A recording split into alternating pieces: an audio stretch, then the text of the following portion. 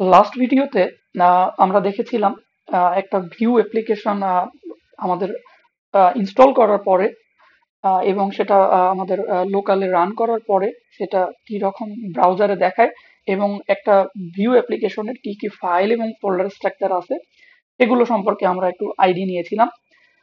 তো আজকে আমরা একটা ভিউ এর আহ, একটা ভিউ জেএস এর কম্পোনেন্ট বানিয়ে দেখব এবং দেখব একটা ভিউ কম্পোনেন্টকে সিঙ্গেল ফাইল কম্পোনেন্ট বা এসএফসি কেন বলে এবং আমরা ভিউ এর কোড সম্পর্কে কিছুটা ধারণা নিব।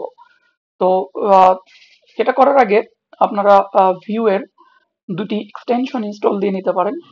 আমার অলরেডি ইনস্টল দেওয়া আছে। একটা হচ্ছে ভিউ এর official extension VS code extension, আরেকটি হচ্ছে V3 snippet for VS code.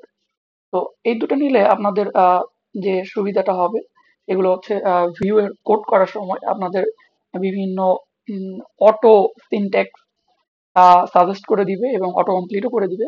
যেমন আমি যদি অ্যাপ ডট ভিউ এর সব কোডগুলো মুছে আমরা যদি ভিউ লিখি, ভি ইনিট লিখি, তো একটা সাজেশন আসছে এবং এটাতে যদি আমি ইন্টার প্রেস করি তাহলে আমাকে একটি ভিউ এর টেমপ্লেট একটি বানিয়ে দিয়েছে। তো এখানে তিন ধরনের ব্লক আমরা দেখতে পাচ্ছি, একটা হচ্ছে টেমপ্লেট, একটা হচ্ছে স্ক্রিপ্ট, আরেকটি হচ্ছে স্টাইল।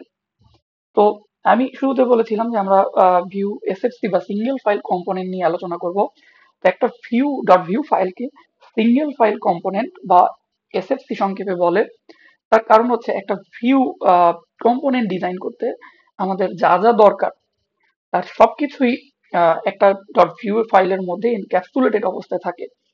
মানে আমরা যদি একটা কম্পোনেন্ট ডিজাইন করতে চাই তাহলে আমাদের মার্কআপের জন্য কিছু লাগতে পারে, আমাদের বিজনেস লজিক গুলো বা জাভাস্ক্রিপ্ট করে লেখার জন্য কোনো একটা ব্লক বা কিছু লাগতে পারে। এবং আমরা যদি মার্কআপ গুলোকে স্টাইল করতে চাই বা আমাদের পেজটাকে ডিজাইন করতে চাই সুন্দরভাবে, তাহলে আমাদের স্টাইলের জন্য স্টাইল বা স্টাইলিং লেখার জন্য কিছু দরকার। তো আমাদের মার্কআপের জন্য একটা ভিউ ফাইলের মধ্যে থাকে হচ্ছে টেমপ্লেট ট্যাগ, তারপরে হচ্ছে বিজনেস লজিক বা জাভাস্ক্রিপ্ট করে লেখার জন্য আছে স্ক্রিপ্ট ট্যাগ এবং সিএসএস বা স্টাফ লেখার জন্য আছে হচ্ছে স্টাইল ট্যাগ।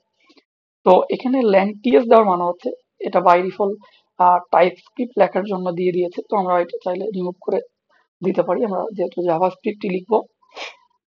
তো মূলত এই কারণেই একটা ভিউ ফাইলকে সিঙ্গেল ফাইল কম্পোনেন্ট বা সংক্ষেপে এসএফসি বলে। কারণ আমরা একটা কম্পোনেন্ট বানাতে গিয়ে যা যা দরকার তা আমরা একটা ফাইলের মধ্যে রেখেই করতে পারি। আমরা চাইলে আলাদা ফাইলে রেখেও করতে পারবো। আমরা স্টাইলটা এখানে না রেখে বা এখানে এই কম্পোনেন্টের জন্য রেখেও আমরা গ্লোবাল স্টাইল অন্য জায়গায় রাখতে পারি। আমরা দেখেছি যে স্টাইল অ্যাসেটস ফোল্ডারের ভিতরে ভিউয়ার বানিয়ে দেওয়া বেস ডট সিএসএস বা মেইন ডট সিএসএস ফাইল আছে। তো এগুলো থেকেও আমরা গ্লোবাল স্টাইলিং করতে পারি। তাছাড়া এই কম্পোনেন্ট বানাতে বা একটা পেজ ডিজাইন করতে যা দরকার তা আমরা এই একটা ডট ভিউ ফাইলের মধ্যে রেখেই সেগুলো করতে পারি। তো আমি যদি টেমপ্লেটের মধ্যে এখন একটা H1 ট্যাগের মধ্যে লিখি যে হ্যালো ওয়ার্ল্ড, তো আমার এই ভিউজেস প্রজেক্টটি অলরেডি রান করা আছে, আপনারা গত ভিডিওতেই দেখেছেন। তো এখন যদি আমি ব্রাউজারে যাই তাহলে আমি দেখতে পারবো যে হ্যালো ওয়ার্ল্ড আমাদের ব্রাউজারে রেন্ডার করেছে বা ব্রাউজারে উইন্ডোতে দেখা যাচ্ছে। তো এইটি হচ্ছে আমাদের সেই মার্কআপ যেটা আমরা টেমপ্লেটের মধ্যে লিখলাম। এখন এই মার্কআপের জন্য যদি আমরা কোনো স্টাইল লিখতে চাই, আমরা যদি একটা ক্লাস দিই যে হ্যালো, তার জন্য আমরা স্টাইলও এইখানেই লিখতে পারবো। আমরা যদি হ্যালোতে একটা কালার দিয়ে দিই হোয়াইট, যেহেতু একটা ব্ল্যাকিশ ব্যাকগ্রাউন্ড আছে। বাই দ্য ওয়ে, এই যে ডিফল্ট কালার, ব্যাকগ্রাউন্ড কালার, এগুলো আসলে আহ, এই বেস ডট এবং মেইন ডট সিএসএস থেকে আসতেছে। এটা ডিফল্ট ভিউ এর যে স্টাইলিং দেয়া আছে সেখান থেকে আসতেছে। তো আমরা একটা মার্কআপের জন্য H1 ট্যাগ নিলাম এবং সেটার স্টাইলিং এর জন্য ডট হ্যালো নামে ক্লাস নিয়ে সেটার স্টাইল দিয়েছি এবং সেটা আমরা ব্রাউজারে দেখতে পাচ্ছি। এখন আমরা যদি চাই যে আমরা হ্যালো ওয়ার্ল্ডটাকে স্ট্যাটিক ভাবে না লিখে একটা ভেরিয়েবলের মাধ্যমে রিয়েক্টিভ ভেরিয়েবলের মাধ্যমে ভিউজেসে রিয়েক্টিভ ভেরিয়েবল আমরা নিতে পারি, আপনারা জানেন। তো তার জন্য আমরা ভিউ থেকে আগে ইম্পোর্ট করে নিব রেফকে। আমরা যদি ভিউ থেকে রেফকে ইম্পোর্ট করে নেই, বাই দ্য ওয়ে এগুলো সম্পর্কে আমরা পরে বিস্তারিত জানবো। রেফের মাধ্যমে আমরা রিয়েক্টিভ ভেরিয়েবল ডিক্লেয়ার করতে পারি ভিউতে। তো আমি যদি নেই যে টেস্ট নামে একটি ভেরিয়েবল, যেটাতে রেফের ভিতরে আমরা রাখবো এই হ্যালো ওয়ার্ল্ড টেক্সটটাকেই।